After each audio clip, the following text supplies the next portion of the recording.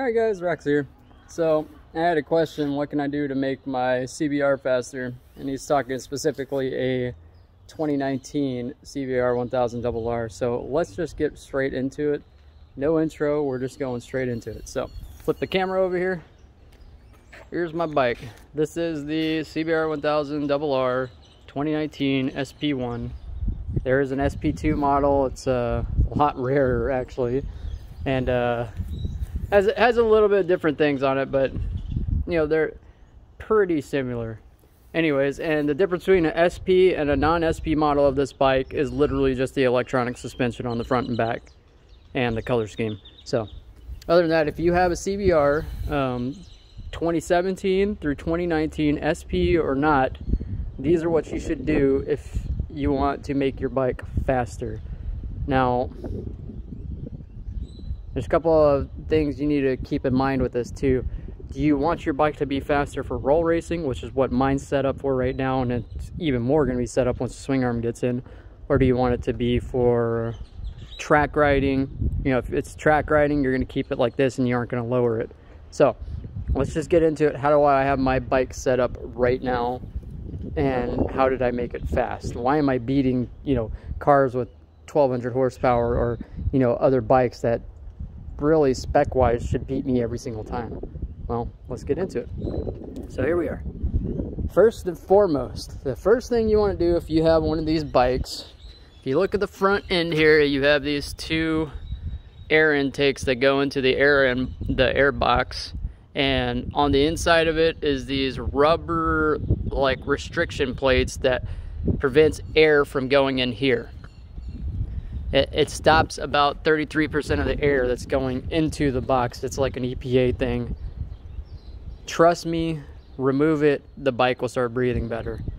The second most important thing right after that would be a full exhaust system, because the stock exhaust, I will show you it, I have it in my garage as a matter of fact. Just bring it right over here. This stock exhaust has a cat right here. This catalytic converter just kills horsepower. There's a flapper inside here. See, there's like a little servo motor. This servo motor, there's like a valve that opens and closes whenever you get to a certain RPM. So when it's below like 5,000, it's closed, and when it's above 5,000, it opens, I believe. Anyways, these headers suck. That's all you really need to know about that. You need to replace the headers and the actual exhaust tip. Just replacing the slip-on is not going to be enough, in my opinion. If you're going for power, that is not going to be enough. All right, just going to let y'all know now. If you're going for power, taking this, just putting a slip-on is not going to do you any justice. You're going to get probably 5 to 7 horsepower from changing the headers. The headers are huge on these bikes. All right, well, really any of the bikes. Next thing is inside the air box, which is under this gas tank cowl. The gas tank actually is basically from here down to here. So right under the gas tank is the air box. It's where your ECU sits, and inside the air box is your air filter. You need to change that to a race filter. Now there's kind of like a theme here. What are we doing? We're increasing airflow to the bike. The bike is extremely choked out stock standard, so you're gonna notice that right off the bat with this bike when you get it. It is extremely choked out between the air intakes being blocked by about 30%, the stock like paper filter, whatever they have in there, it's not good, and then the headers and catalytic converter and slip-on, that whole system has to go, and you need to get a full system. Do what I did, in my opinion. I mean, if you have the money to buy one brand new, buy one brand new. But what I did was I went on eBay and found one for like 600 bucks for the full system on a Yoshimura, which are usually like 1,200 to like 2,000, something like that. So you can find really good deals. Just look out for them. They'll be there. All right, so from there, what's the next thing you do after you do that? You need to get your ECU and send it in, all right? Just doing these other things isn't enough.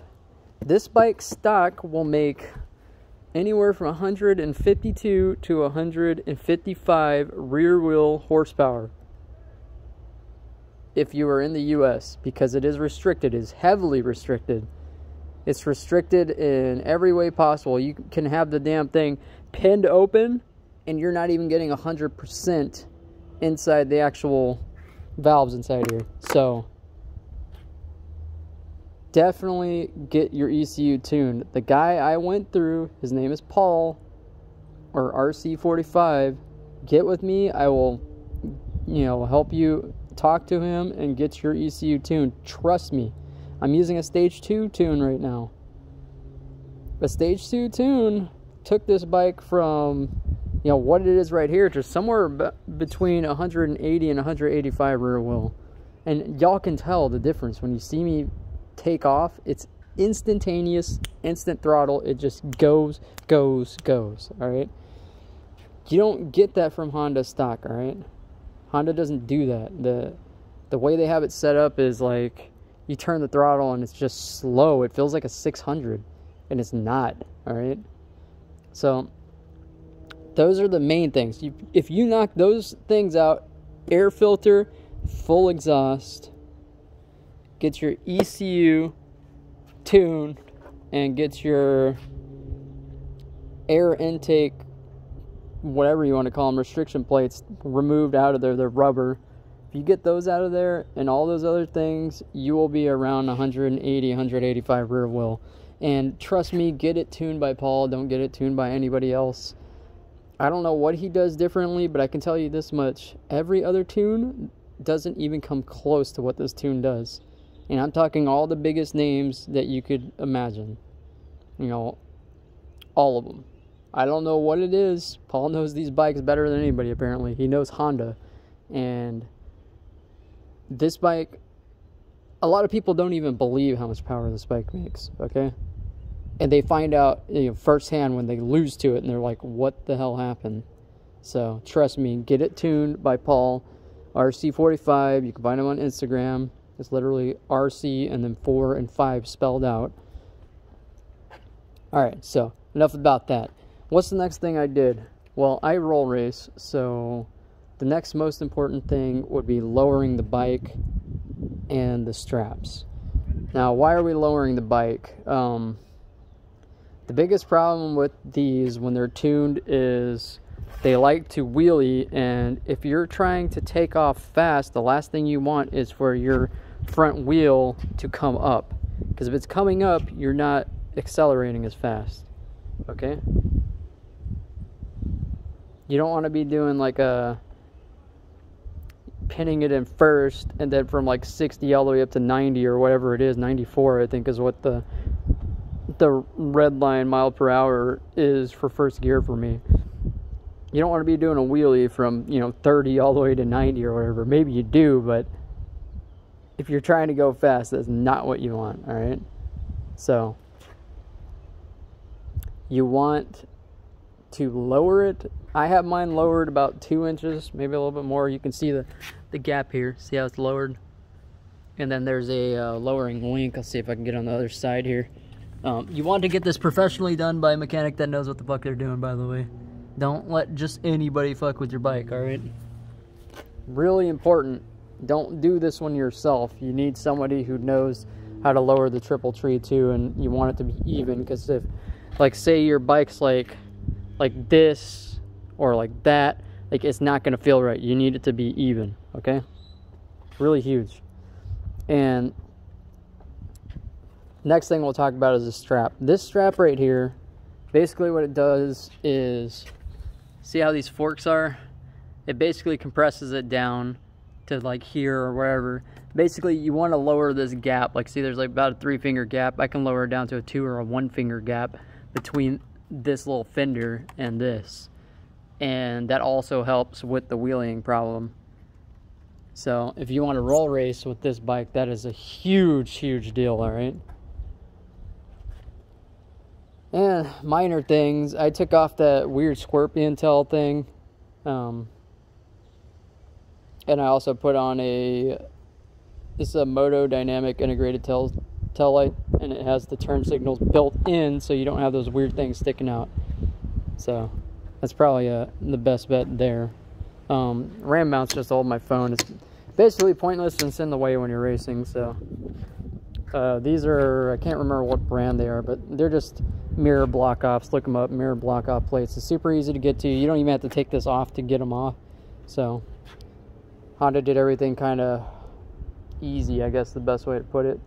Next step after that, if you're going to be a roll racer, you want to extend the rear end out probably at least 4 inches. You know, you want the middle of your tires right here, you want it to be like, you know, maybe at the end of light or right here, like either like with Honda or right at the end. So that's basically up to you on how much you want to do.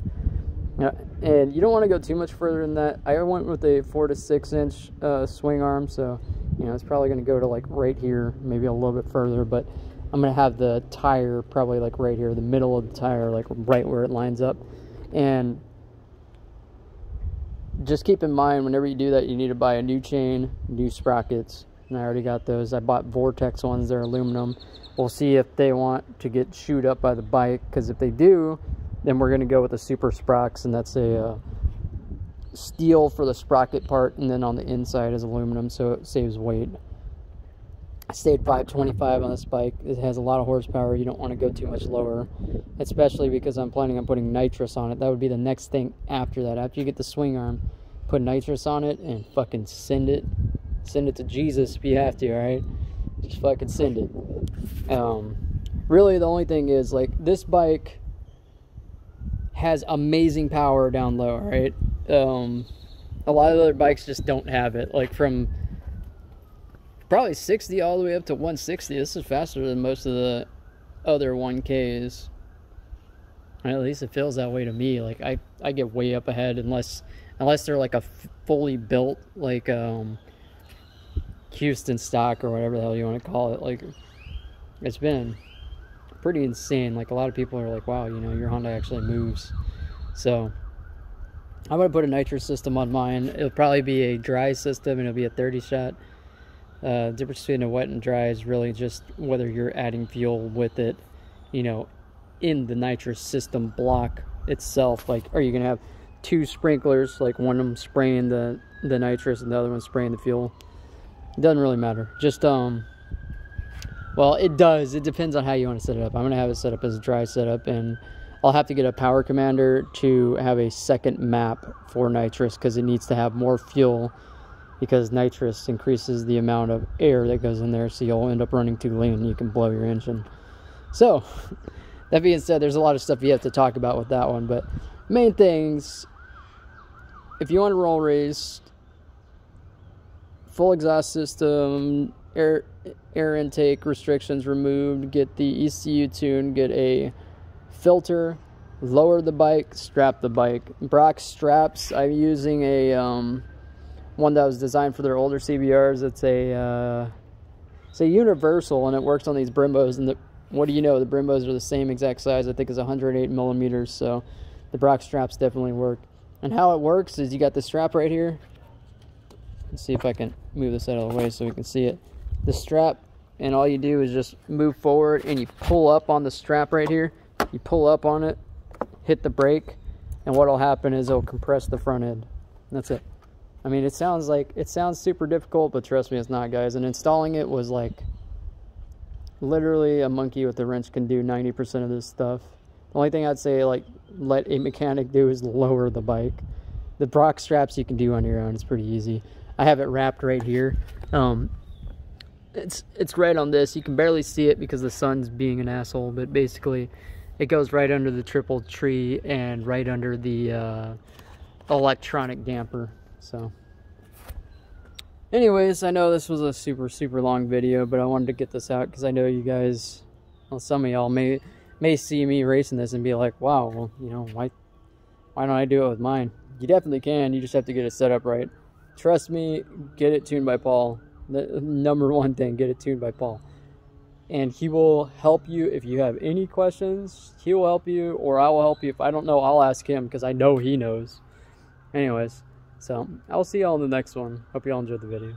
Oh, also, if you're new here, subscribe, And, you know, leave comments, tell me what you think. I know a lot of y'all aren't CBR fans. Some of y'all might be, you know, Kawasaki, Suzuki. There's plenty of other brands of bikes you can look at for 1Ks. They're all fast. Trust me, if anybody tells you that a 1K, any of the 1Ks are slow, they don't even know what they're talking about, all right? All the 1Ks are within a second of each other, so it doesn't really matter. Just pick what looks good to you. And why the fuck would you want to be the same as everybody else? That's the question I ask myself all the time. Anyways, see y'all in the next one.